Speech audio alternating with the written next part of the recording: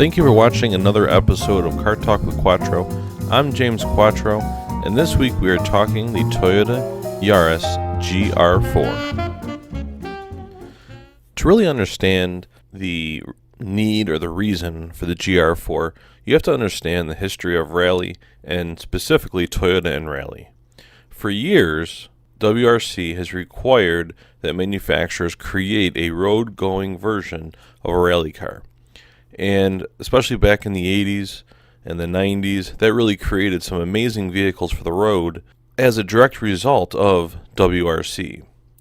In recent years, with the more extreme rally cars that you're seeing, that really doesn't exist like it used to. The requirements that I don't believe are there. You don't see any of these manufacturers really creating a vehicle for the purpose of rally so that way they can race in the series. And as a result, that whole segment of vehicles for the enthusiasts has completely died.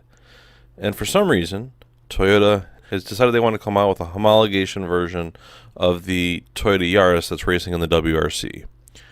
Unfortunately, the chances of it coming to America are pretty slim. The Americans just don't buy the small cars like the Europeans do, like the rest of the world does.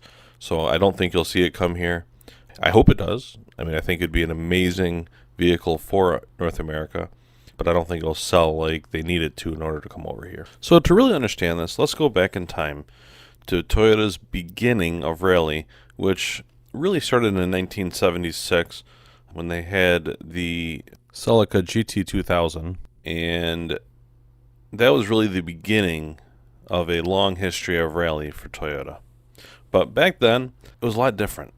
The cars that they needed to race were very similar to the road-going cars. They really didn't have to create a special car in order to compete and be competitive.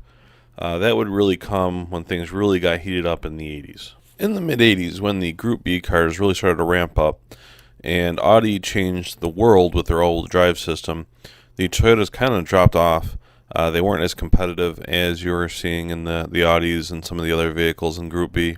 Right as Group B was about to evolve into something called Group S, that's when everything kind of hit the fan.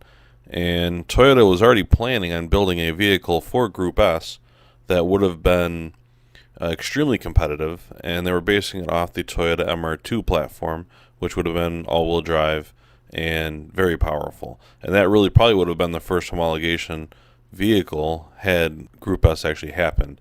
But when Group B died in the late 80s, it unfortunately killed Group S as well, because the Group B cars were too fast. Group S cars were going to be on the next level. In 1989, Toyota finally got into the all-wheel drive World Rally stage with the 1989 Toyota Celica GT4.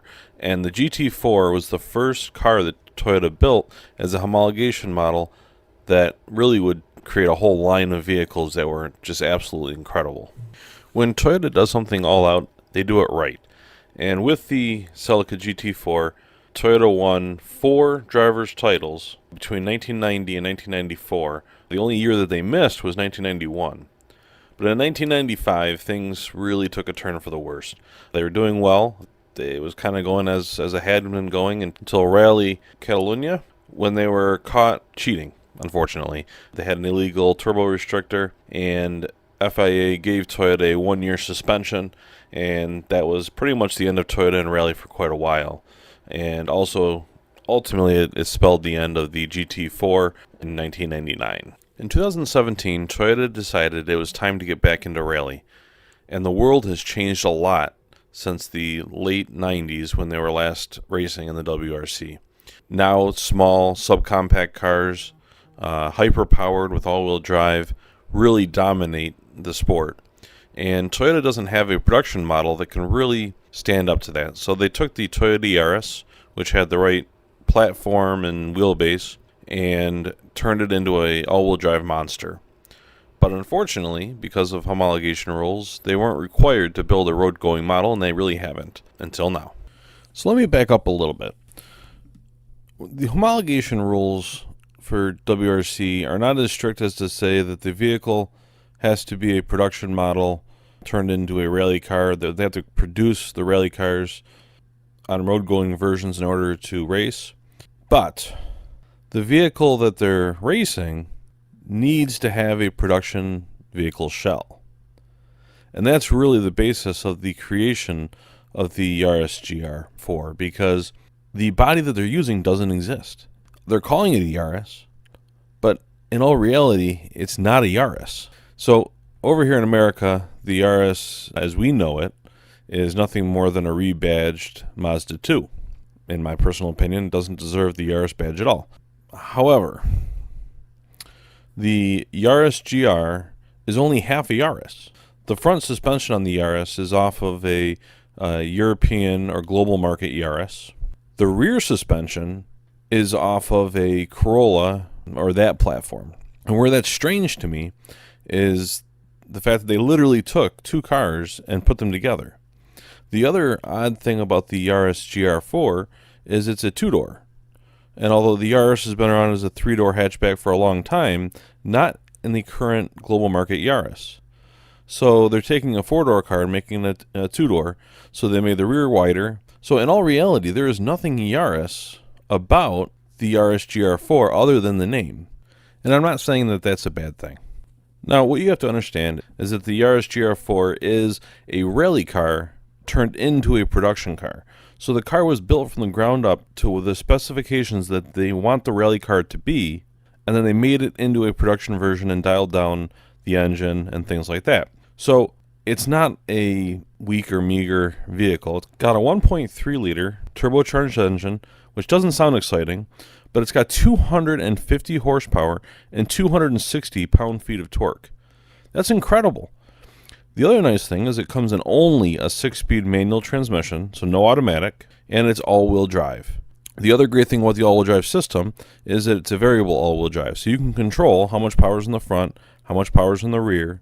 It also has adjustable suspension in the way of track or street mode, not manually adjustable. So it really is a race car for the street, tuned down so it's not too crazy, and it really is a gift from Toyota, and it's a vision of Akio Toyota, who has really kind of proven that he's got the vision of turning Toyota's image around from the boring economy car image back to the exciting sporty car image that it had back in the 80s and early 90s.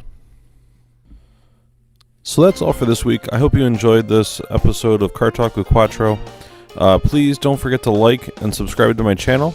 And if there's anything else that you would like to see or you'd like to see a video on, leave it in the comments below. And until next time, see you later.